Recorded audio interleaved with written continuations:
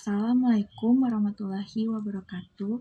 Di video kali ini, saya ingin melanjutkan pembahasan materi dari akuntansi keuangan, yaitu Inventory Part 2. Sebelumnya, perkenalkan nama saya Intan Julita dengan NPM C1C020056 dari mahasiswa Universitas Bengkulu.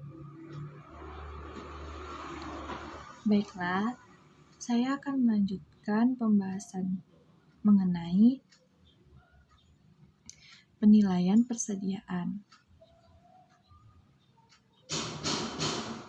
Penilaian persediaan itu menentukan nilai persediaan barang dengan dagangan akhir yang akan kita sajikan dalam laporan posisi keuangan. Dalam melakukan penilaian persediaan, kita menggunakan beberapa metode atau pendekatan, yaitu yang pertama berdasarkan harga perolehan.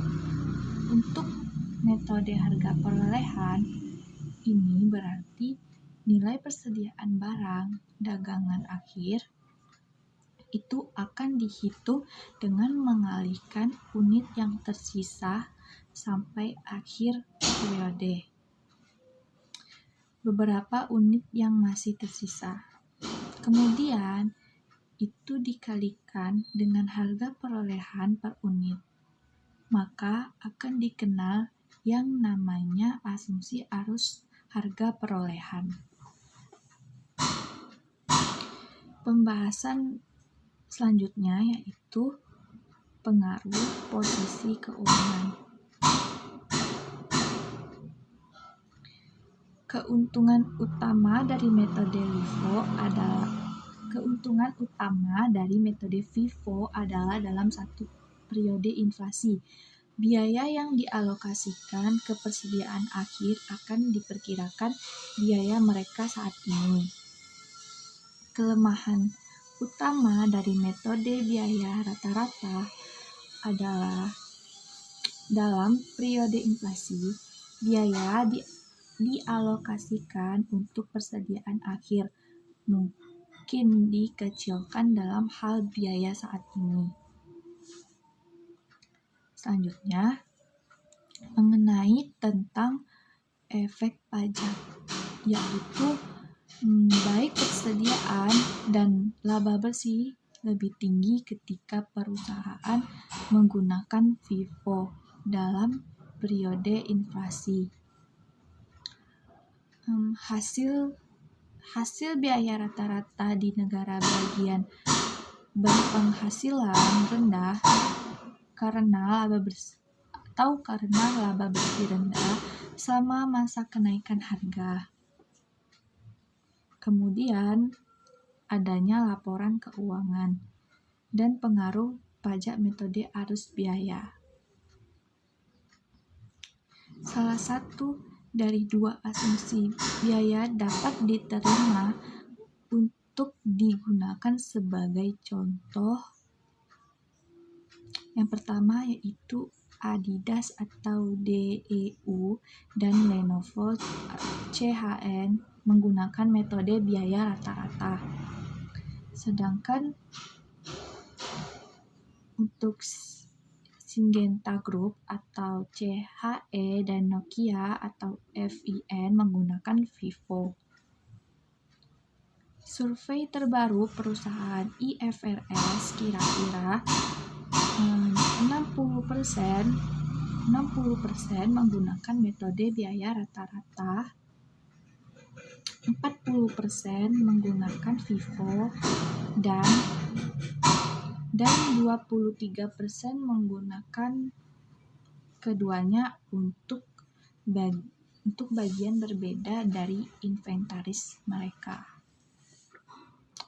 Selanjutnya mengenai tentang menggunakan metode arus biaya secara konsisten. Metode harus digunakan secara konsisten ditingkatkan dibandingkan. Meskipun konsisten, lebih disukai perusahaan dapat mengubah metode penetapan inventorisnya. Berikutnya mengenai nilai realisasi yang lebih rendah dari biaya atau bersih. Bila nilai persediaan lebih rendah dari biayanya, perusahaan harus menuliskan persediaan tersebut ke nilai realisasi bersihnya. Nilai realisasi bersih adalah jumlah yang diharapkan perusahaan atau diterima dari penjualan inventaris. Selanjutnya, saya akan membahas kesalahan persediaan. Penyebab umumnya yaitu yang pertama, kegagalan untuk menghitung atau menaikkan harga dengan benar. Yang kedua, tidak secara tepat mengakui pengalihan hak atas barang dalam perjalanan. Yang ketiga, kesalahan mempengaruhi laporan laba rugi dan laporan posisi keuangan. Berikutnya adanya pengaruh laporan laba rugi. Kesalahan persediaan mempengaruhi perhitungan harga pokok penjualan dan laba bersih dalam 2 periode, yaitu yang pertama terjadi kesalahan dalam persediaan akhir periode berjalan akan berdampak sebaliknya pada laba bersih. Periode akuntansi berikutnya. Yang kedua, selama 2 tahun total laba bersih benar karena kesalahan paling mengimbangi. Yang ketiga, persediaan akhir bergantung sepenuhnya pada keakurat pengambilan dan penetapan biaya persediaan. Kemudian, pengaruh laporan posisi keuangan. Pengaruh kesalahan persediaan pada pernyataan posisi keuangan ditentukan dengan menggunakan persamaan akuntansi dasar, yaitu aset sama dengan kewajiban ditambah ekuitas. Selanjutnya, mengenai tentang penyajian dan analisis laporan. Yang pertama yaitu penyajian laporan posisi keuangan persediaan diklarifikasikan sebagai aset lancar. Laporan laba rugi, harga pokok penjualan dikurangi dari penjualan.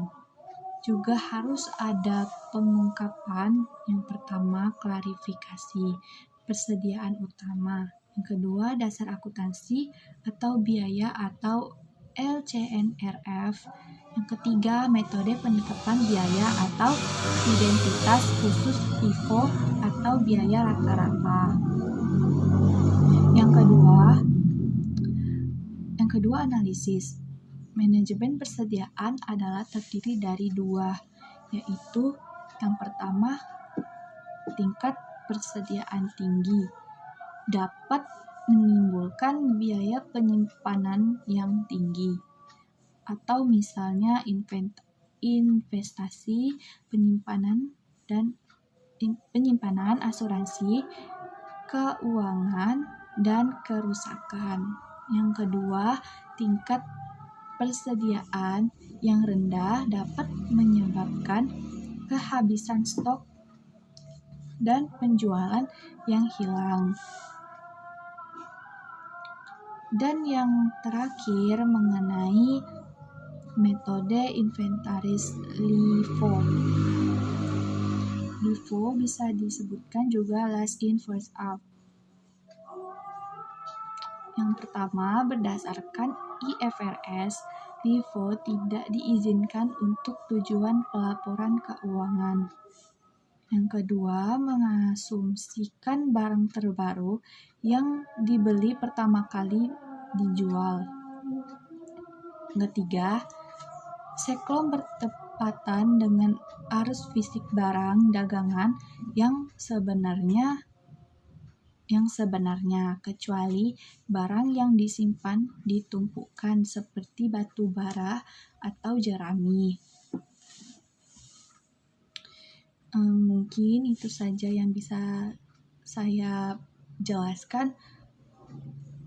Terima kasih. Wassalamualaikum warahmatullahi wabarakatuh.